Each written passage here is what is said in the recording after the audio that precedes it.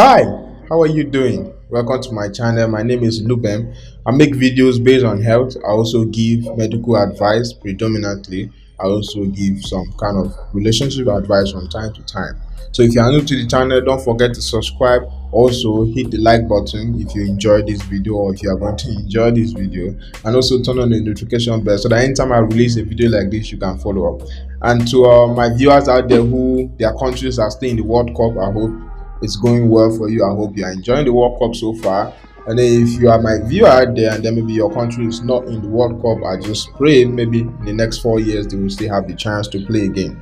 But as it is now, I don't even know which country they are going to win. So I can't even say this particular country to win because it will be biased. But whatever the competition, whoever turns out to win the World Cup, I hope it was competitive for the rest, and I will just acknowledge the best everybody did. So in this video, I'll be talking about reasons why, or the reasons behind a mother not being able to transmit HIV and AIDS to a baby, or why is it's not possible, or how is it possible that sometimes the baby comes out without contaminating this HIV and AIDS if the mother is positive. So because you've heard many situations or instances where they will tell you the mother was HIV positive and then the child is not. And then you'll be asking yourself, if HIV was transmitted through blood, how is it possible that the child is not coming out with HIV? How is that so? So that's the question I'll be answering today in this video. My name is Luben, like I said earlier, and I always appreciate when people, my viewers most especially, go to the comment section and tell me their thoughts about the video, whether there's something off about the video that you didn't like, or maybe there's something, or maybe something I said, or the way I presented the video in such a way that you were not comfortable with. I would love if you can share that in the comment section. I would love the criticism anyway. I love it so that maybe to make me work better on some of the areas in the video. And also, if there's a topic you want me to talk about, medical related, health, or some relationship advice you want me to give, you can also leave that in the comment section. If you want to send me a message directly to me, maybe a private one, I always leave my email also in the description. I'll leave that in the description so that you can send me a message privately.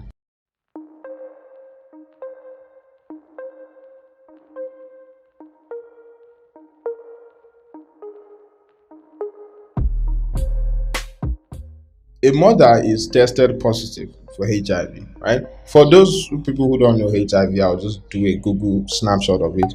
I'll drop it. So HIV, like you've just read from the screen, it's a viral disease, right? It's transmitted through blood, most especially, and through the most paramount, the most common way of this transmission is through sexual.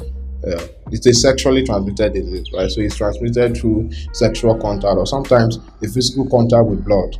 So anytime the person who is positive comes in contact with your blood, it is most likely that it's going to be a transfer of this virus. And the virus cannot survive outside. The virus needs a human cell, or it needs not even a human cell. The virus needs a living cell to strive on.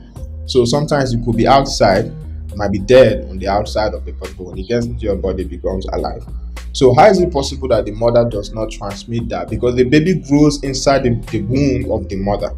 So if something is going inside you, then it means it has to come in contact with your blood, your nutrients, and all of that. So how is that even possible? So this is what usually happens. When fertilization occurs, that's when the sperm swims up to the egg to fertilize it. It takes about approximately 3 to 4 days for that fertilized egg to be transported to the uterus. In the uterus, that's where it will implant. Implanting means it will just attach to the wall of the uterus. That inner wall of the uterus medically is known as endometrium.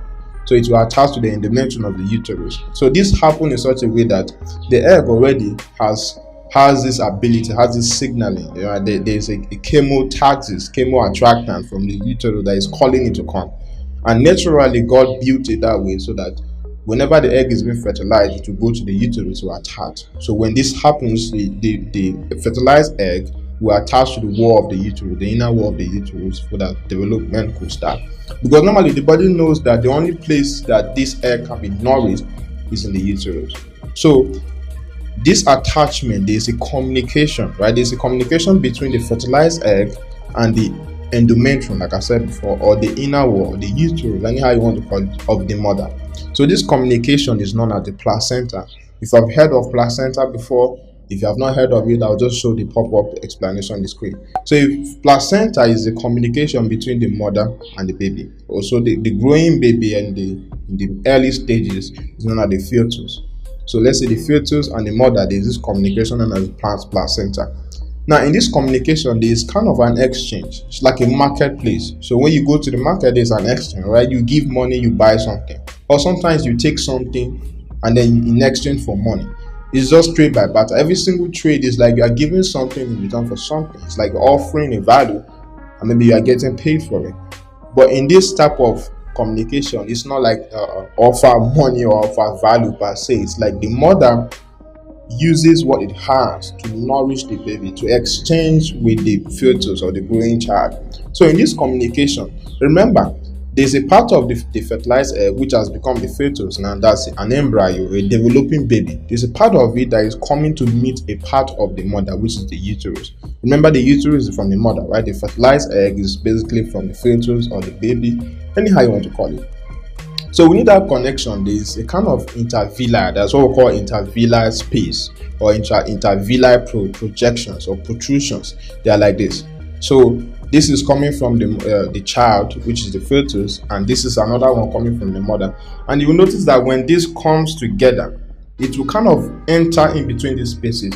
You know, villi is like there's a protrusion, there's a space, protrusion, a space. So from the mother, the protrusions will enter into the spaces of that of the child, and then from the child also it will enter into the spaces of that of the mother. So you will notice that they come in close contact with each other, but they do not touch directly with each other. So it's not like the fetus is coming like this and the mother is coming and then they join. No, it doesn't happen. If that was to happen, then therefore means every single thing from the mother will be exactly the same thing with the child, right? So the blood will be the same, every single thing will be the same, but they don't come directly in contact. So they come in close contact.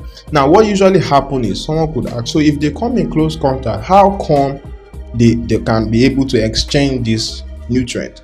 Now there's a phenomenon in the body, or the phenomenon naturally known as diffusion. If you have heard of it, I'll send a pop-up in the screen to the explanation of diffusion. This diffusion is just the transport of molecules or substances from a higher concentration to a lower concentration.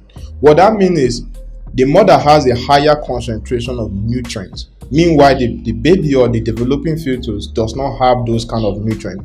So from the higher concentration, which is the mother, is going to be transported. It's like a natural phenomenon that will happen. It will diffuse from the mother's blood into the blood of the baby. So that's how the nutrients are being exchanged. And then if the baby has some part of nutrient which are in higher concentration, what happens is it will diffuse out again into the blood of that of the mother. Right, so you have this communication, which is the placenta, but the blood do not automatically mix with each other. But then someone might ask, okay, so how is it possible that the baby is producing its blood if the blood does not mix? Now remember, there's what we call genetic makeup, and in the genetic makeup, the DNA codes each production, codes each development of each part of the body. So the DNA its own can send a coding to the body or to the developing fetus that I need you to produce this type of blood.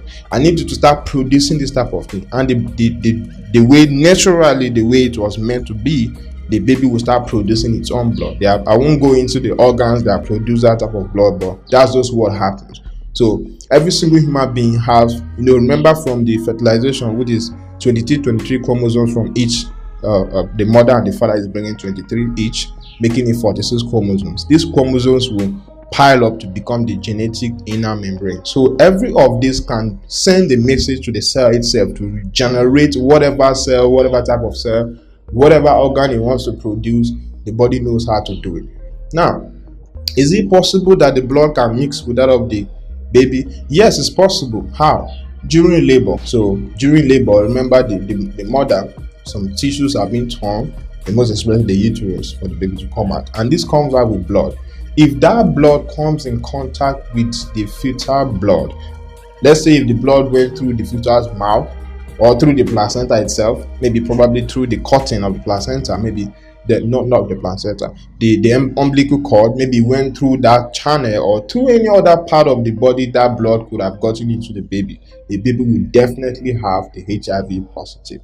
the baby will become HIV positive. But if it is done by experienced nurses and doctors, or the way medicine has even advanced to a certain level that now, if they know very well that the mother has is HIV positive, manage that child from the early time, or let's say from the onset, before that virus gets a chance to develop. They can even wash it off.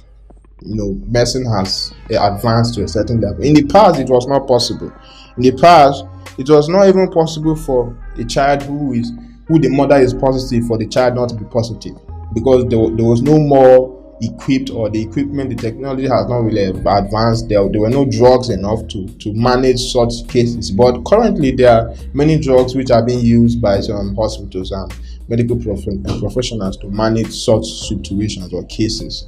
So that's how or that's the reason behind the fact that a baby can be born from a HIV positive and the baby cannot really be positive. The baby can be positive during labor if the blood comes in contact, or maybe even during the development if the mother fell down or had a little kind of imbalance in the body that the blood had to mix, definitely. But in a natural way phenomenon, if care is taken by experienced nurses and doctors and good management is there, then the baby is definitely going to come out without having HIV and AIDS.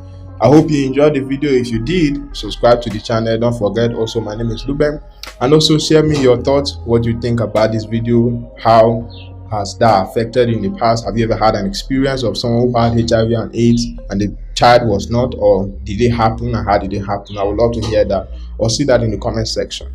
Thank you for watching.